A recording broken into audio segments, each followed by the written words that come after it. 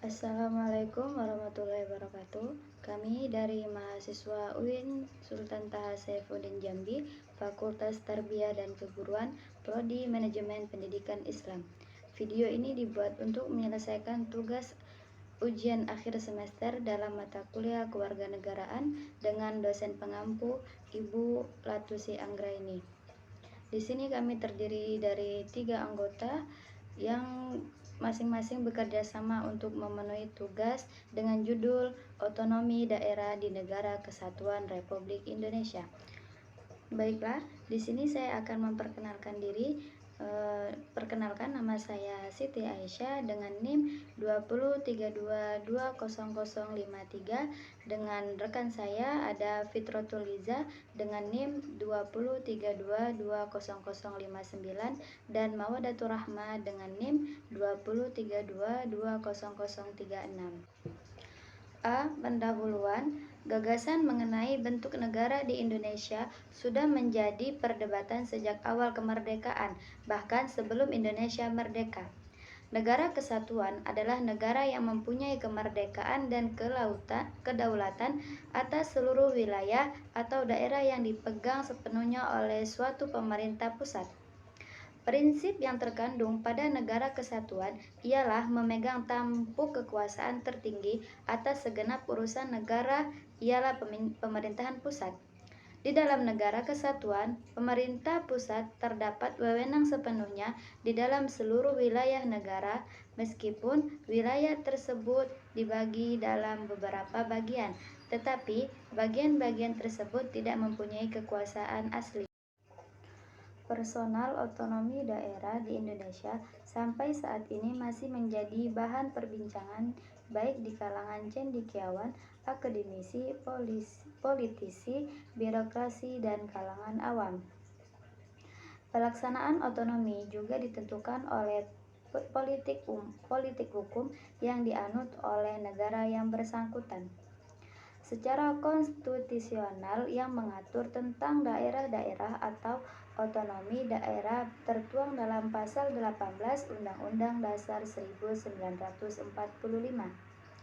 Peraturan mengenai aneka persoalan tentang daerah sudah dilakukan sejak berdirinya negara Republik Indonesia.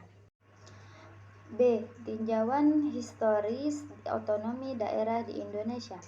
Yang pertama, masa penjajahan Belanda. Dalam sejarah Indonesia, pada masa 2000 tahun yang lalu telah berlangsung pemerintahan kerajaan yang berkuasa meliputi keseluruhan wilayah Indonesia.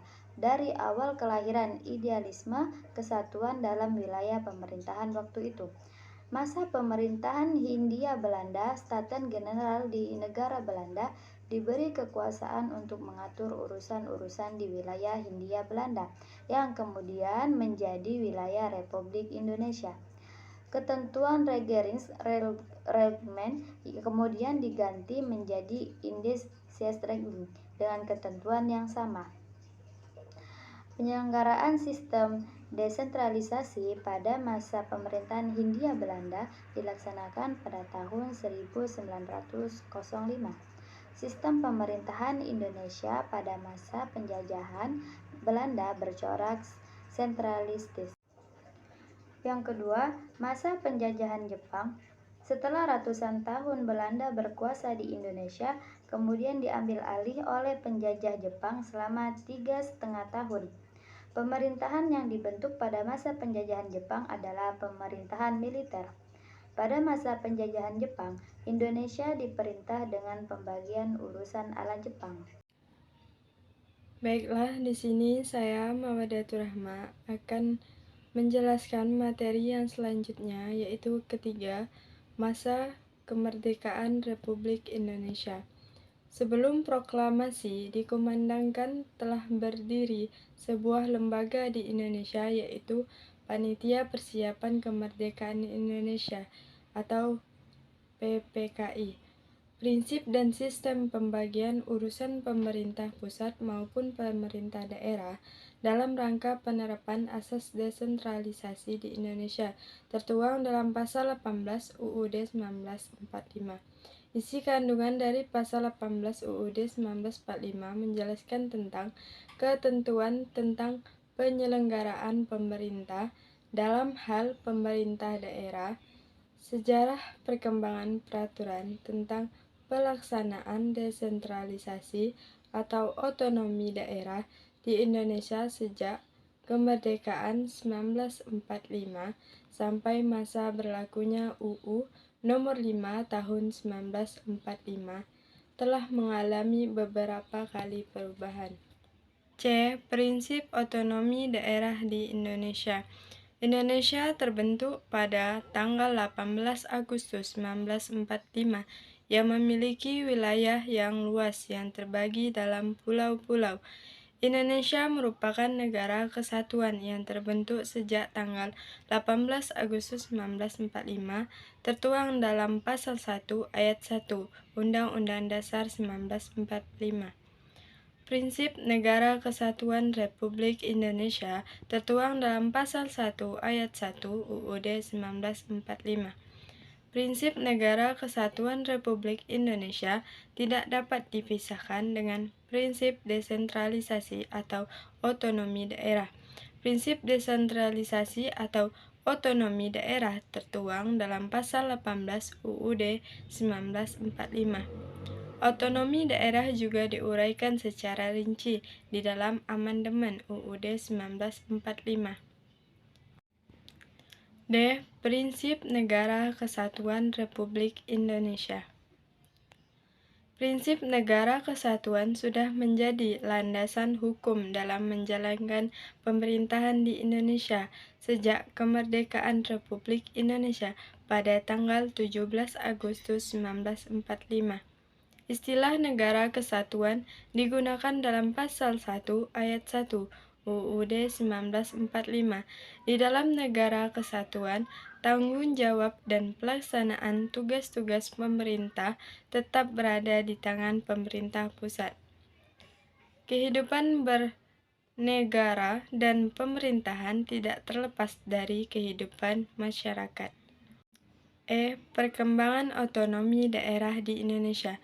Otonomi daerah bukan saja fenomena hukum, tetapi juga fenomena pemerintah, politik, sosial, budaya, dan lain sebagainya. Perkembangan otonomi daerah di Indonesia mengalami pasang surut dengan corak yang berbeda-beda dan tentunya dilandasi dengan peraturan perundang-undangan. Peraturan undang-undang yang mengatur pelaksanaan otonomi daerah sejak tahun 1945. Yang pertama, masa berlakunya Undang-Undang Nomor 1 Tahun 1945 tentang Kedudukan Komite Nasional Daerah.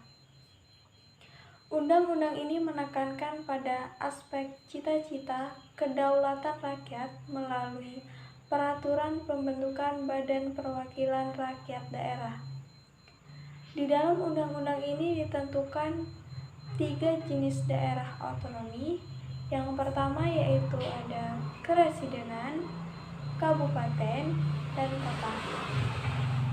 Otonomi daerah diberikan kepada daerah bersamaan pada saat pembentukan daerah melalui undang-undang berupa kewenangan pangkal yang sangat terbatas dan selama kurun waktu 3 tahun dan belum ada peraturan pemerintah yang mengaturnya. Dan undang-undang ini juga belum bisa dilaksanakan sepenuhnya. 2. Masa berlakunya Undang-Undang Nomor 22 Tahun 1948 tentang Pemerintahan Daerah. Undang-undang ini hanya berfokus pada peraturan tentang susunan pemerintahan daerah yang demokrasi. Dan di dalam undang-undang ini ditentukan 2 jenis daerah otonom, yaitu daerah otonomi biasa dan daerah otonomi istimewa, serta 3 jenis tingkatan daerah otonom, yaitu provinsi, kabupaten atau kota besar, dan desa atau kota kecil. undang-undang ini juga belum bisa dilaksanakan sepenuhnya. Yang ketiga, masa berlakunya Undang-Undang Nomor 1 Tahun 1957 tentang pokok-pokok pemerintahan daerah. Undang-undang ini berlaku secara seragam di seluruh Indonesia. Titik beratnya adalah peraturan pada aspek otonomi yang seluas-luasnya di dalam undang-undang ini ditetapkan ada 3 tingkatan daerah otonomi, yaitu daerah tingkat 1 termasuk Kota Praja Jakarta Raya, daerah tingkat 2, dan daerah tingkat 3. Yang keempat, masa berlakunya Undang-Undang Nomor 18 Tahun 1965 tentang pokok-pokok pemerintahan daerah. Undang-undang ini sudah mengatur sistem otonomi yang seluas-luasnya, pembagian daerah otonom sebanyak 3 tingkatan, yaitu provinsi sebagai daerah tingkat 1, kabupaten atau kota madya sebagai tingkat 2, dan kecamatan atau kota praja sebagai daerah tingkat 3. Walaupun undang-undang ini menganut sistem otonomi yang seluas-luasnya, tetapi tidak ada satupun peraturan pemerintah atau PP yang diterbitkan dalam rangka penyerahan sebagian urusan pemerintahan desentralisasi kepada daerah. Oleh karena itu, undang-undang ini juga belum bisa dilaksanakan sepenuhnya. Yang kelima, masa berlakunya Undang-Undang Nomor 5 Tahun 1974 tentang ketentuan-ketentuan pokok pemerintah daerah. Di dalam undang-undang ini, asas desentralisasi dilaksanakan bersamaan dengan asas dekonsentrasi, yaitu melalui penyerahan urusan secara bertahap sesuai dengan kemampuan, dan semuanya tergantung dengan kebijakan pemerintah pusat yang bersifat seragam. Dalam mengolah sumber daya alam, sepenuhnya menjadi tanggung jawab atau wewenang pemerintah pusat. Tidak ada kewenangan yang diberikan kepada pemerintah daerah, termasuk recruiting pejabat, yaitu pejabat politik, proses legislasi daerah melalui izin dan petunjuk pemerintah pusat. Dan yang keenam, masa berlakunya Undang-Undang Nomor 22 Tahun 1999 tentang pemerintahan daerah. Pada undang-undang ini, asas desentralisasi dilaksanakan oleh kabupaten dan kota, sedangkan desentralisasi dilaksanakan bersama-sama di provinsi dalam kedudukannya sebagai daerah otonomi terbatas sekaligus wilayah administrasi.